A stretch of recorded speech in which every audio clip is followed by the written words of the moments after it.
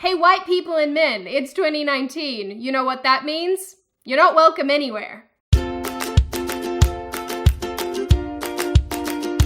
Hi, my name is Sydney. Welcome back to my channel. Some of you may or may not be aware that there is a movie called Captain Marvel that is being released on the 8th of March. And because that movie has a female lead, people are already being pretty ridiculous about it. So in my travels of the internet this week, I found this tweet which talks about white men haters.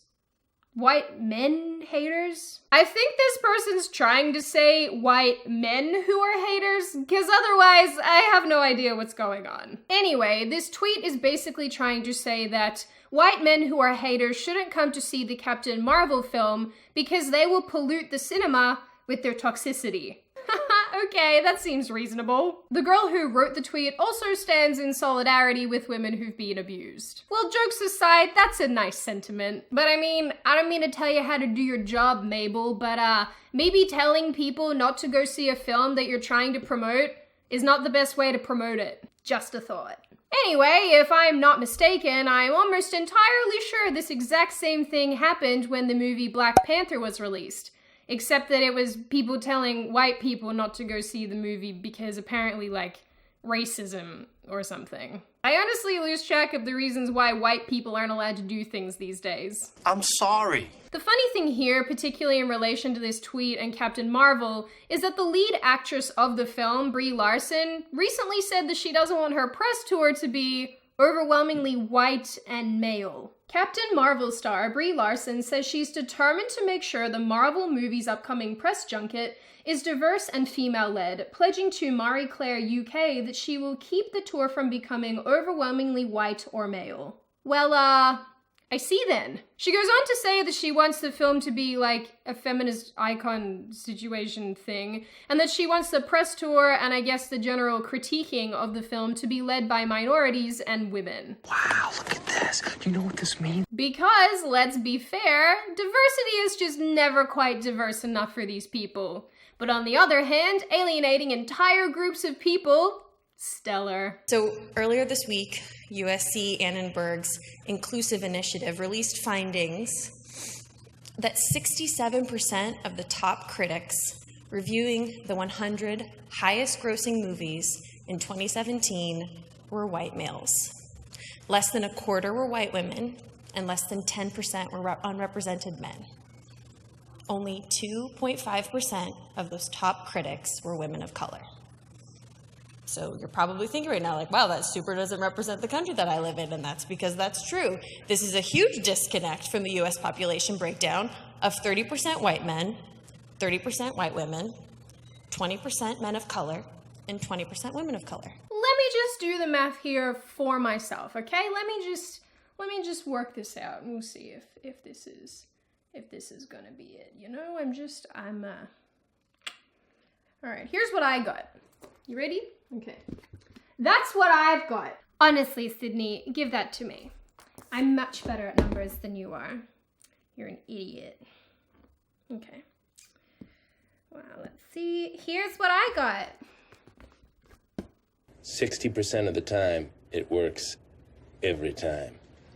That doesn't make sense. Am I saying that I hate white dudes?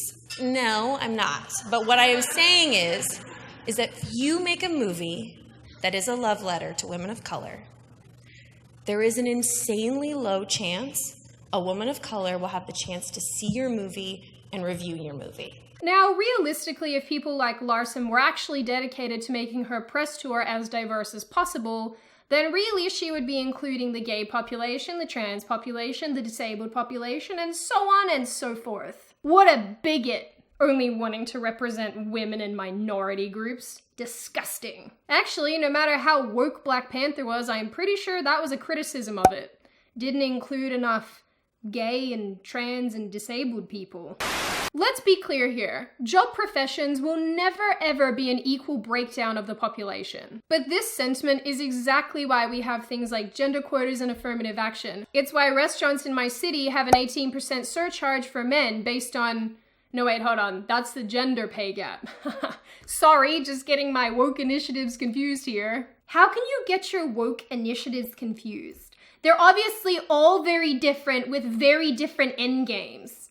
God, you disgust me.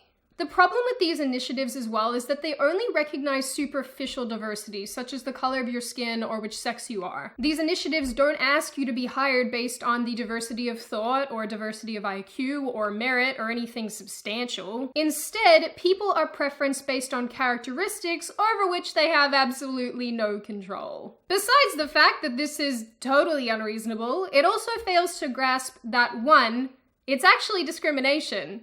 And 2, people naturally gravitate towards job professions and education based on a bunch of different variables. They don't need to be like herded for the sake of fair representation. They're not cattle. In this case, it doesn't actually matter if every different group of people in America reviews Captain Marvel because, let's be clear, not every group of people in America wants to see the film. Oh, great Odin's Raven! In the United States, Caucasians make up 59% of moviegoers. In 2016, they represented 51% of all ticket sales.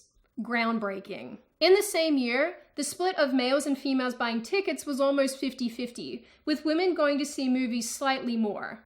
See, Sydney, movies are made for women. Movies are feminist. Get with the times. Not sure how relevant this is, but just for your information, the biggest group of moviegoers based on age in the United States are 18 to 25-year-olds. I hope Larson also considers age when she's picking her journalists and movie critics.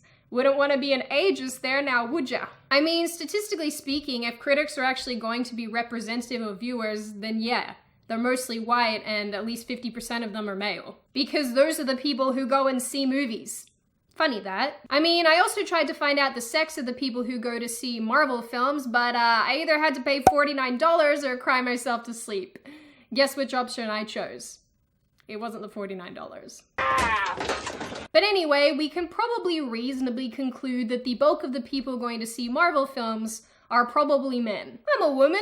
I like seeing hunky men run around in leotards as much as the next girl. But I'm not gonna pay $20 for it, and I'm not gonna buy it on DVD. So I come back to the fact that trying to force real-world representations in any industry or sector is silly. And this case is no exception. In fact, it's probably the rule. What in the hell's diversity? But we see this type of affirmative action everywhere, from the education system to the workforce. If you don't know what affirmative action is, the internet describes it as the practice or policy of favoring individuals belonging to groups known to have been discriminated against previously, i.e. positive discrimination. Affirmative action has severed its connection to the deepest wrong in American history and blossomed into a system whereby citizens are bestowed or denied preferences or benefits according to a complex hierarchy of race, ethnicity, national origin, and sex. This is particularly striking and true because these traits really are a hierarchy. Think about this video alone. We're talking about people who want to move away from white people and men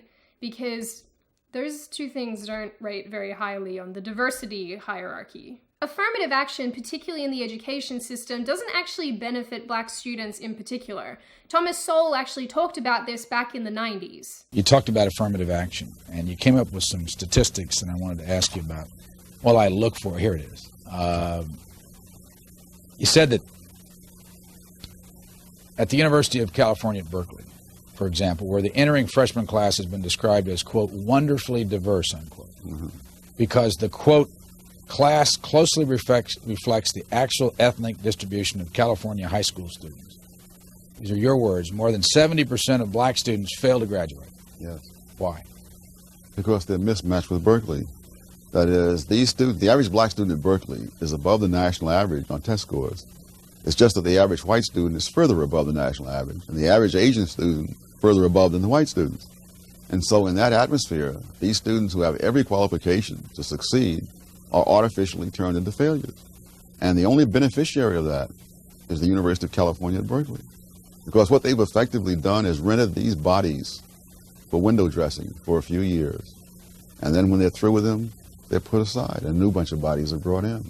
312 Black students entering Berkeley in 1987 all were admitted under affirmative action. You say that 70% of those failed to graduate. What would you tell those students to do under the circumstances, knowing that statistic? I would tell them what I've told students in general of all races to do, which is to go to schools that match your educational capabilities at the time. But let's call a spade here. The diversity that we're talking about, particularly in this context, is superficial. Are you serious, Sydney? It's 2019. There is nothing superficial about being a woman.